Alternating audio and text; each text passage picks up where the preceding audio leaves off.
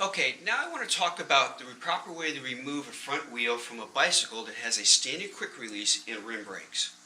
The first thing we have to do when we're working with these type of bikes is that we need to open up the rim brake caliper so that the wheel will drop out.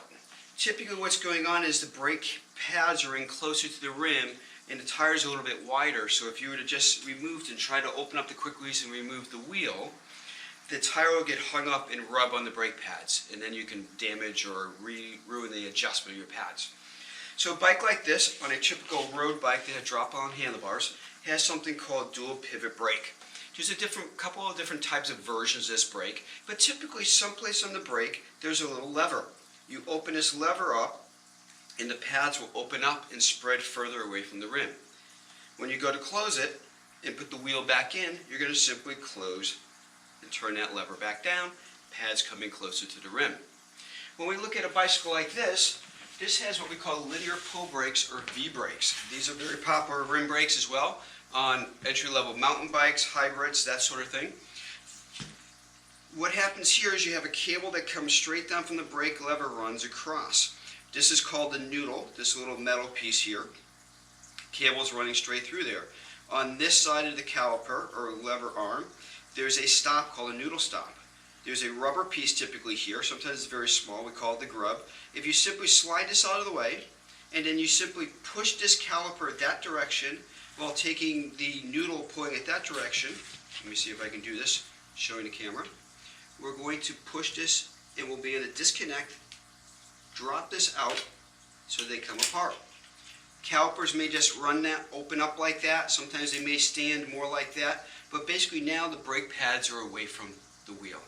To put them back, you're simply going to bring this back, take your noodle stop, re-hook it together, just like that, reconnect it. Notice this right now, this pad, if I try to spin the wheel, doesn't rotate. That's because this piece here, which is a spring, has come free from the back side of the caliper. If we simply take this spring, bring it back, stick it behind a tab, then that now brings that caliper arm away from the rim and our brakes are working again. Again, real quick on how to use this brake. You're going to basically pull this caliper this direction, disconnect the noodle stop, it opens up. Then we'll take our wheel out, which we'll talk about in a moment. Put the wheel back in. We're going to bring this back, reconnect with the noodle stop. That's reconnected. Again, on this particular one, that brake spring came free.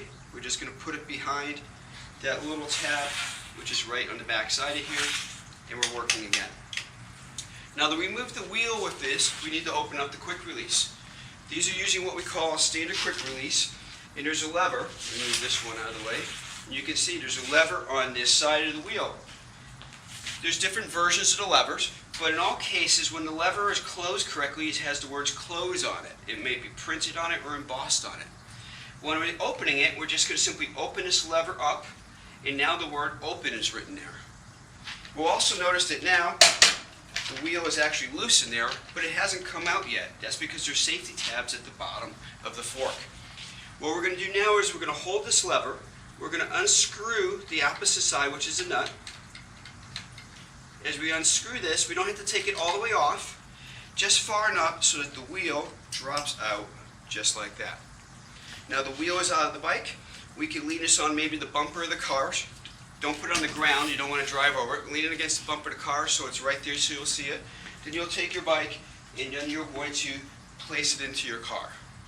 Again, your side pointing up.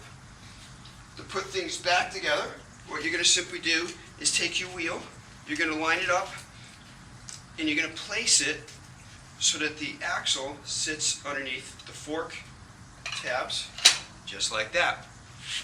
Keep the weight of the bicycle on there.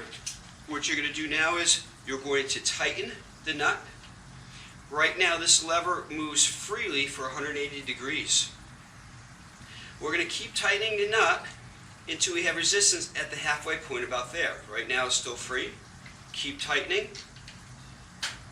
Now it's a little too tight, back off a little bit. Right about there is the halfway point. Next what I want to do is I want to close that lever completely. It's important that when we close it that we don't close it and so that it hits the part of the frame. So we're going to take it, I like to get down low, we're going to close it, and then we're going to pull with my fingers and pull with my palm, kind of push it closed, just like that. And it should be hard enough that it leaves a slight impression in your palm. Again, now the lever's not hitting the fork, and we can see the words closed. That's it. That's how you remove and use a quick release, or a standard quick release.